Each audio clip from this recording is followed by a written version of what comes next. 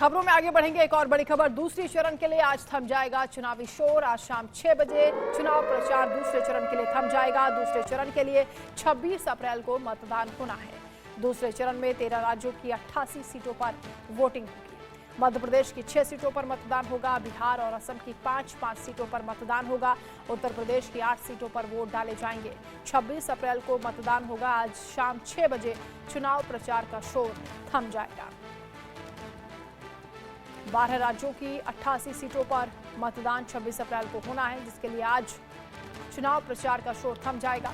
आज दिन भर धुआंधार प्रचार प्रसार करते हुए तमाम दिग्गज आपको नजर आएंगे। अलग अलग पार्टियों के नेता हुंकार भरेंगे, एक दूसरे पर हमला करेंगे। इसके साथ ही जनता के बीच अपने वादों को एक बार फिर से दोहराएंगे। पहले फेज में कम वोटिंग हुई, जिसकी वजह से दूसरे फेज में वोटिंग बढ़ाने के लिए लगातार लोगों को जागरूक भी नेताओं की ओर से किया जा रहा है। उम्मीद की जा रही है कि दूसरे फेज में वोटिंग परसेंटेज बढ़ेगा।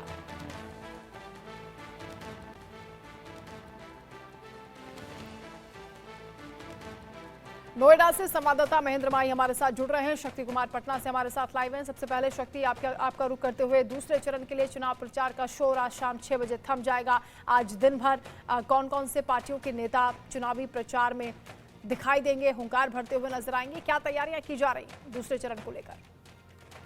जी बिल्कुल, देखिए आज शाम जो है दूसरे चरण मतदान के लिए जो प्रचार है, चुनाव प्रचार, वो थम जाएगा। और ये जो सेकंड फेज है काफी अहम है बिहार के लिए, जो क्योंकि इन सेकंड फेज में 5 सीटों पर चुनाव हो रहा है और 5 में से सबसे हॉट सीट जो है पूर्णिया की सीट कही जा रही है। इसमें आपको बताएं कि जो पहले एनडीए और इंडिया गठबंधन दोनों के बीच में मुकाबला था, लेकिन पप्पू यादव के यहाँ से निर्दलीय चुनाव लड़ने के बाद जो मुकाबला है त्रिकोणीय हो गया। और न सिर्फ बिहार बल्कि पूरे देश की जो निगाहें हैं अब पूर्णिया से जाकर टिक गई है, क्योंकि पप्पू यादव चुनाव मैदान में है और साथ ही साथ एनडीए और इंडिया गठबंधन दोनों के प्रत्याशी जो है यहाँ से चुनाव लड़ रहे हैं। और बात करें हम दूसरे पूर्णिया के अलावा जो चुनाव है, कटिहार में चुनाव है, भागलपुर में है, बांका में, और सबसे बात ये भी है कि किशनगंज में भी चुनाव है। और किशनगंज ये वही सीट है जिसमें पिछली बार इंडिया गठबंधन यानी कांग्रेस को 1 सीट मिली थी। जो 40 सीटें लोकसभा की सीटें हैं बिहार में, उसमें से 39 एनडीए के खाते में गई थी और 1 सीट किशनगंज वाली सीट जो है वो कांग्रेस के तरफ गई थी। तो देखना दिलचस्प हो जाएगा कि ये इस बार जो है जो ये 5 जगहों पर लोकसभा की सीट सेकंड फेज चुनाव है, इसमें क्या नतीजे रहते हैं। और सबसे हमें आज अब बताएं कि जो इस 5 जो सीमांचल का एरिया कहा जाता है और यहाँ पे मुस्लिम बहुल क्षेत्र है बिहार का। और इस नेताओं की बात करें तो चुनाव में प्रधानमंत्री नरेंद्र मोदी से लेकर राहुल गांधी, राजनाथ सिंह, मल्लिकार्जुन खड़गे, तेजस्वी यादव, तमाम बड़े नेता जो है विभिन्न दल के, वो लगातार यहाँ पर चुनाव प्रचार करते रहे हैं। और आज भी जो है जेपी नड्डा भागलपुर में आएंगे और वहां पे चुनाव प्रचार करेंगे।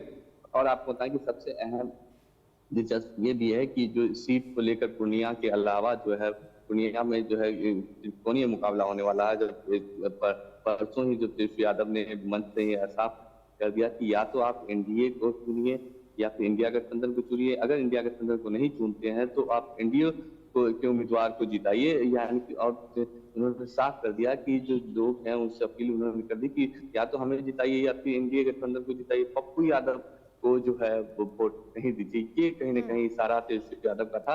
तो और साथ ही साथ आपको ये बताएं, जब तेजस्वी यादव इस तरह की बातें कहते हैं, इसको लेकर बिहार में सियासत काफी तेज हो गई है। बीजेपी और जेडीयू ने कहा है कि तेजस्वी यादव जो है पहले ही हार गए हैं, इसलिए वो कह रहे हैं कि एनडीए को वोट दीजिए। तो कहीं ना कहीं ये जो 5 सीटों पर जो मुकाबला बिल्कुल सियासत हाई है, सत्तू से लेकर और नीतीश कुमार की चिट्ठी तक लगातार ये देखा जा रहा है कि जनता को लुभाने की कोशिश की जा रही है। महेंद्र माही भी हमारे साथ है। महेंद्र, क्योंकि दूसरे चरण में उत्तर प्रदेश की भी 8 सीटों पर मतदान होना है, जिसमें से 60 सीटों पर अभी बीजेपी का कब्जा है। ये सीटें बचाने की बड़ी चुनौती होगी, क्योंकि कांग्रेस के साथ मुकाबला है। समाजवादी पार्टी के पास हालांकि खोने के लिए ज्यादा कुछ है नहीं, लेकिन पश्चिमी यूपी और ब्रज के क्षेत्रों में 26 अप्रैल को मतदान होना है। आज शाम चुनाव प्रचार थम जाएगा।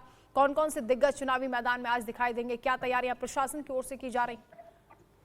बिल्कुल देखिए, जिस तरीके से पहले चरण में जो मतदान हुआ उसको लेकर जो तमाम प्रत्याशी हैं, तमाम जो बड़े नेता हैं, वो बार-बार अपील कर रहे हैं कि दूसरे चरण में आप अधिक से अधिक वोट कीजिए। चाहे हम आला अधिकारियों की बात करें, खुद डीएम कमिश्नर वो अपने सोशल मीडिया पे ये बार-बार लोगों से अपील कर रहे हैं कि अपने घर से निकलिए और वोट डालिए। क्योंकि देखिए शुक्रवार को नोएडा और गाजियाबाद और बुलंदशहर इन तमाम जगहों पे वोटिंग है, जिसको लेकर अब जो प्रत्याशी हैं, खासकर बीजेपी के जो स्थानीय सांसद है डॉक्टर महेश शर्मा और जो कांग्रेस के और जो सपा के अलायंस गठबंधन के प्रत्याशी है डॉक्टर महेंद्र नागर और बीएसपी के जो प्रत्याशी है और डॉक्टर राजेंद्र सोलंकी, ये आज बहुत बड़ा रोड शो करेंगे। यानी कि नोएडा से लेकर जेवर तक ये रोड शो करेंगे और कहीं ना कहीं जो तमाम जो वोटर है उनको उनसे वादा करेंगे कि इस बार आप हमें चुनिए, हम आपके तमाम जो मुश्किलें हैं वो कम करेंगे। मगर देखिए कल जिस तरीके से राजनाथ सिंह आए थे, डॉक्टर महेश शर्मा के पक्ष में संबोधित कर रहे थे, जनता को कह रहे थे एक बार फिर से आप मोदी जी को वोट देंगे। मतलब मोदी जी के नाम पे आज भी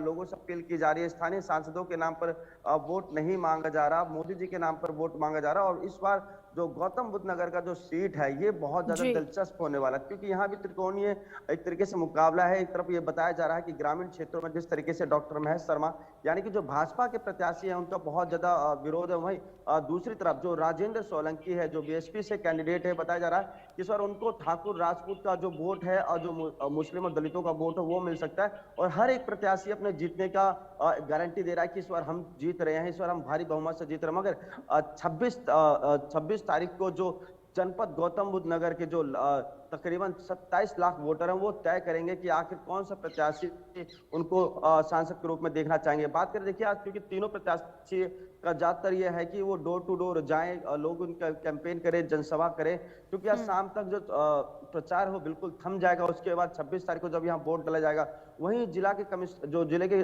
डीएम है जो मनीष कुमार वर्मा, उनका साफ तौर पर कहना है कि देखिए हम पूरी तरीके से तैयार है। जिले में तकरीबन 7000 पुलिसकर्मी तैयार रहेंगे, उसमें चाहे एसीपी की बात करें, डीसीपी की बात करें, खुद कमिश्नर जो है वो मौके पे मौजूद रहेंगे। 2600 पोलिंग बूथ यहाँ बनाए जा रहे हैं जहां पे तमाम जो कर्मचारी हैं वो मौजूद रहेंगे। चाहे नोएडा की बात करें, जिस तरीके से लगातार गर्मी बढ़ रही है, हमने देखा कि पिछले दिनों में भी गर्मी बढ़ रही थी, जिसके कारण जो पोलिंग हुई थी वो कम हुई थी। यहाँ इस बार ये कहा जा रहा है कि पोलिंग बूथ पे पानी की व्यवस्था की जाएगी, फ्रूटी की व्यवस्था की जाएगी गवर्नमेंट की तरफ से, और पिछली बार के मुकाबले वहां तो फोर्स जो है अतिरिक्त की जाएगी। मगर सबसे दिलचस्प बात यह है कि इस बार जो तमाम जो प्रत्याशी हैं वो नोएडा नहीं बल्कि ग्रामीण क्षेत्र में, क्योंकि देखिए जनपद गौतम बुद्ध नगर 2 हिस्सों में बटा, एक तो नोएडा ग्रामीण क्षेत्र में, दूसरा आप जेवर में।